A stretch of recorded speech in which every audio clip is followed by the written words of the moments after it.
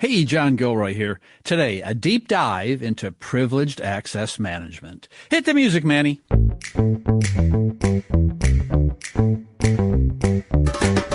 Welcome to the Federal Tech Podcast. My name is John Gilroy, and our guest in the virtual studio is Ginelle Osworth, Regional Director of Federal Sales at a company called Delinea, Delinea. Ginelle, PAM. Everyone in D.C. knows it, but outside, in Kansas and California, no one knows much about privileged access management, do they? Oh, I don't know, John. I think it's more popular than you probably think. Well, we'll find out. We'll ask you a few questions. We're going to focus on the federal government here. But I just got back from California. I was wondering, they're not interested in most of this federal tech stuff anyway, but this is something that's very important to a lot of people. So I have done many interviews about PAM, privileged access management. I heard about Delinea, and I tried to find out what the differentiator was, and that's why I want to get you on the air. So if an agency or a company is looking to partner with you and do privileged access management. So what is the differentiator? What makes your stuff work for the federal government? Well, I think in general, Delinea is what puts us in the forefront is really our ability to deliver just enough, just in time, when you need it. Yeah, and that's the most important part. I mean, the problem I've seen with data is that you got big data and there's no value to it. You want to pull the value from the big data. And same thing with privileged access management. If it's just as time, it means that someone might have to make an important decision, and if they're allowed into sensitive files, it happens quickly. I would agree with that. Delinea is unique from the standpoint that we are some key differentiators where we really shine is in our ability to deliver both what I'll call the hybrid platform. And it's not really just about privileged access anymore. It's really about identity management. And now with AI creating a spin, if you will, in the industry, Delinea has one of the only platforms that is able to address the compliance regulations as well as policies that are important to the government agencies. And we deliver a hybrid environment, so both on-prem and in the cloud, which is wildly important to our federal government, particularly when most of their mission applications that are just the most important applications are on-prem. I listen to a podcast called Dr. Zero Trust, and he talks about principles of zero trust. But the problem is that there's practical application that needs to take place, and this is involved with identity. And so how does Delinea maybe make zero trust instead of aspirational, in fact?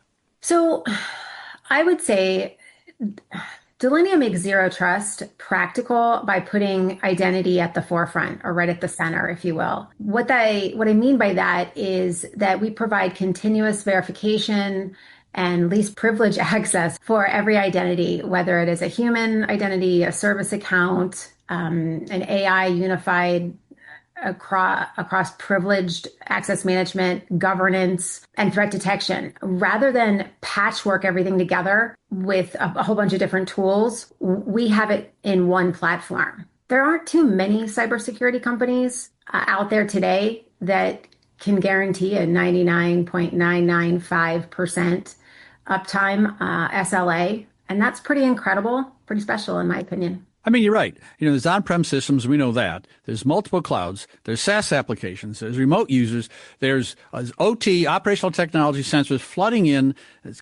How else can you manage them except on a platform? I guess that's the best argument for a platform, is that this is changing so fast. People are, they're doing shadow IT. They're doing shadow AI. I don't know how you control the identity in a situation like that. I think that's the best way, a platform, huh?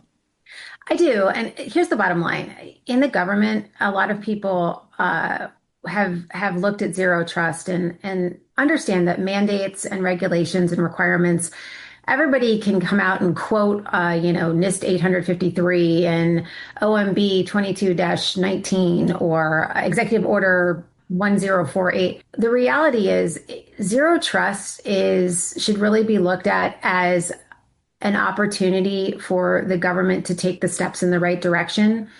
It really doesn't matter where an agency starts that zero trust journey. It's just really important that they start somewhere. And the Delinea platform is a wonderful place to start. I went to your website, DELINEA.com, and I wrote down a phrase, encrypted vaulting. And when I think of vaulting, I think of FedRAMP High. So tell me what encrypted vaulting is and how does this fit in the discussion? I was just reading some pages on your website. They talked about just-in-time access, session monitoring, and encrypted vaulting. So I guess my take on that would be machine and AI identities need the same discovery, visibility, and control around vaulting and life cycle rigor, if you will. So when you think of a vault, you really need to be thinking about privilege, access, and just in time, and where you are going to be leading your agency on that journey. And I think that's the problem, is that AI is creating all kinds of machine identities, and machines are talking to machines. And I was at a conference and they talk about agentic AI, one agent talking to another agent, but someone has to step in and someone has to provide identity for these non-human entities, which is, I didn't say that word until about 3 years ago. Now it seems to be a daily conversation. So how do you handle this influx of AI created identities? It's definitely a challenge. In speaking with a lot of our customers most recently, what we're hearing is, and it's really quite funny when you get the right audience within a government agency to share with you kind of their frustration, right? AI is clearly top of mind for all of them, but what leaders need to think about is they need to stop thinking just about the data control as a fixed list of who has access, because that list is now their biggest vulnerability to them. And so what we try and share is, look, we're not telling you that we're going to come in and solve your problem with the greatest widget. What we're telling you is, look, it's a real problem. Non-human identities, applications, AI agents, the amount of repetition or creation, if you will, of non-human identities is growing faster than anybody can keep pace with. What we do here at Delinea is really look at the control surface and figure out how to help our agencies control. Everybody can discover, right? Great, that's wonderful. But how do you control it on the back end? So what you can do is you can automate the credential management. Is that right? Yes. Automation always scares me. Whenever you have automation and AI agents, I get a little bit reluctant to this, but I think you've done it long enough to be able to. Even you say discovery is a minor thing, but I mentioned operational technology, where are all these sensors? It's hard to find. So how do you do discovery for people who do have PAMP, who have the access management, who has, ability to look at sensitive documents? Just part of your program, identity discovery? Well, so if you don't do discovery, you can't protect what you can't see. Yeah. Right. So what we do at Delinea is we help our customers figure out not only the discovery piece, but the actual, how do we I'll call triage isn't the word we use. And then how do we control it in a control plane where we're continuously monitoring the access and the credentials that folks are using, not just at the first login, but throughout the life cycle of whatever it is that they're trying to accomplish. And so that's a just-in-time model that is very important because anybody can hold the keys to the kingdom at the front door, and you have to have a certain password, if you will, to get in. But it's the concern now is once you're in, now what? And does that mean whoever is in has access to all of your crown jewels, if you will? And that's where Delinea is really rises to the occasion. So if we're to go downtown and corral 50 federal CIOs in a room, what would be, from your perspective, what's the biggest blind spot that they have when it comes to privileged access management? I think one of the biggest challenges that CIOs face, and by the way, if we could get 50 CIOs in a room, call me. Definitely not. But I really think that it's how do they pull together different environments? So they've got on-prem, they've got multi-cloud, they've got SaaS, they've got remote users, and all of those have different access models. And so to stitch them together usually means that they'll create what's called tool sprawl or gaps in the seams, if you will. So if I'm a CIO, I want to understand, A, how I'm reducing risk by having all of these environments. I also want to make sure that I'm paying attention to where AI is fitting in my environment, if you will, and how I'm actively watching who has privileged access versus just in time access, and being able to show and see recordings on that, and how I can play back tape, if you will, to make sure that that the people do have just enough just in time when they need it and not more than that. I think the federal government's going through this push and pull situation where, on one hand, they're increasing compliance. On the other hand, they want things to be easy and smooth and no friction. But sometimes that push and pull, you wind up with, maybe it isn't just in time. And so the question is, how can federal organizations strengthen security without, slowing down this innovation at the same time? It's like, you have to do 2 or 3, drive your car and change the oil at the same time. I mean, this is a challenge for the government, isn't it? This whole idea of innovation and speed. So when you talk about innovation and speed, I think some of the biggest blind spots that folks have, and especially in the government right now, it's interesting, right? They've got a lot of pressure to answer to the mission, particularly right now with the political landscape being what it is. And so we want to hurry, we want to hurry up and go fast, but we sometimes have to slow down to speed up. Mm-hmm. And I really believe that the biggest blind spots that most of the teams and the mission groups have is they're measuring the privilege access security by the credentials that are already hidden, and they're not looking at what's happened once somebody already has the credentials. And so Delinea's approach to that is if we bridge that gap for them. Hopefully that answers the question. If you look at identity management just writ large and see what's going on, I see things like continuous authentication being proposed. I see AI-powered decisions being made and autonomous identity management. We talked about autonomous earlier. So if you look ahead 3 to 5 years, will these concepts become standardized in enterprise security in the federal government? Gosh. So you know what, John? You know what this makes me think of is, and I'm dating myself right now, but those crazy 8 balls that you used to shake and the answer would pop up at the top and you'd be like, oh, hey, it's kind of like what I feel like you're asking me right now. But I expect identity security to become the foundation for everything in cyber, not just one control, if you will, among many. I think that continuous authentication is the piece I feel most confident about.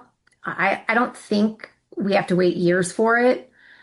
Delinea is already moving that way with our strong DM acquisition, which we're really excited about on the Fed side, and their runtime authorization for AI agents. Verifying identity continuously through a session instead of trusting just one login is a game changer for not only the industry, but the federal government. A few years, I don't know, standing privilege will feel as outdated as maybe passwords on a sticky note.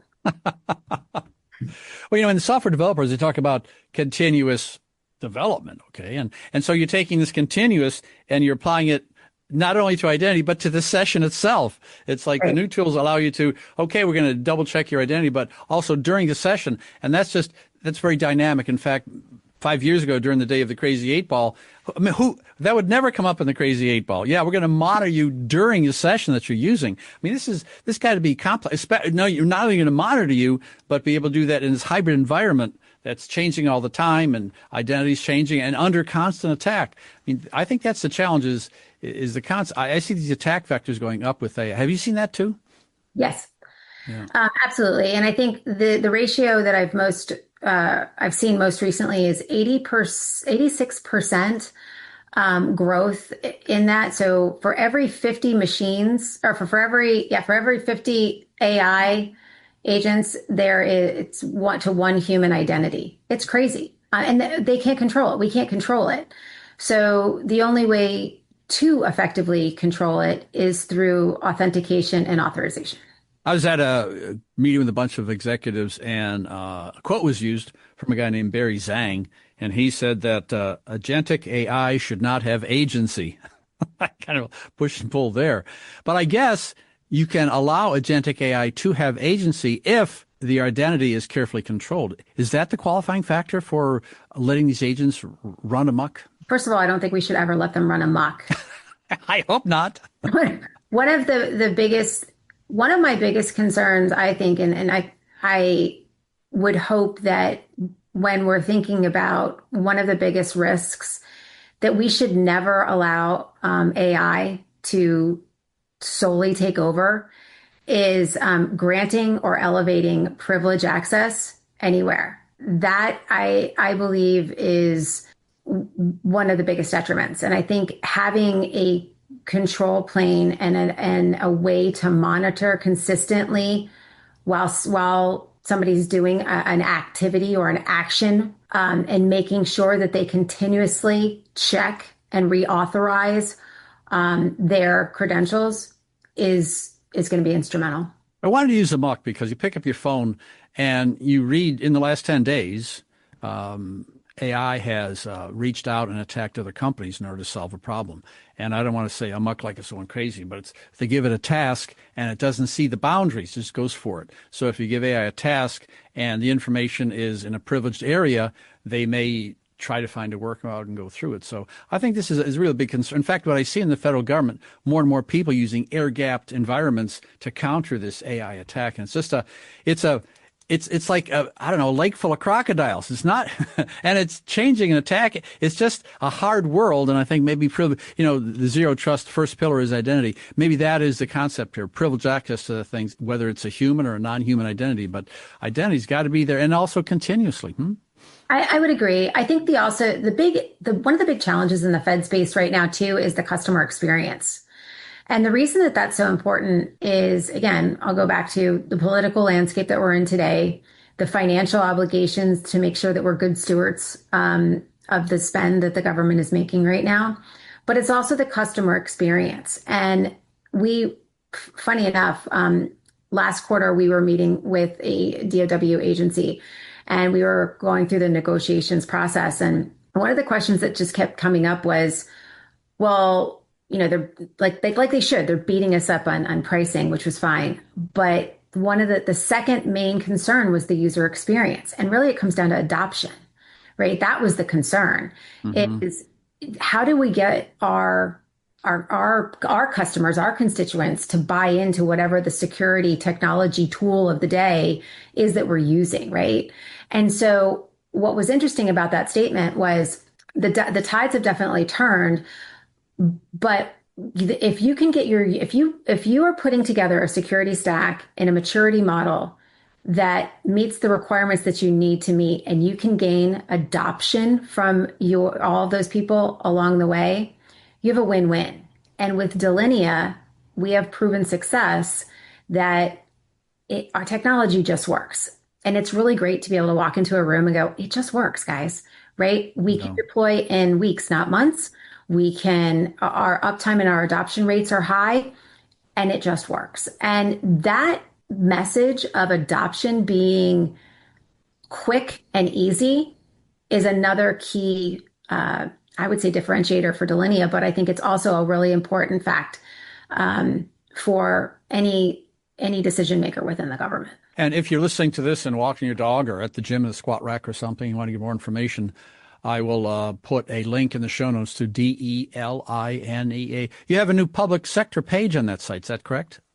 We do. We're getting there. We're super excited. Yeah. And people understand exactly some of the challenges of privileged access management. Well, unfortunately, Ginelle, we're running out of time here. You have been listening to the Federal Tech Podcast with John Gilroy. I'd like to thank my guest, Danelle Osworth. She is Regional Director of Federal Sales at Delinea, Delinea. Thank you.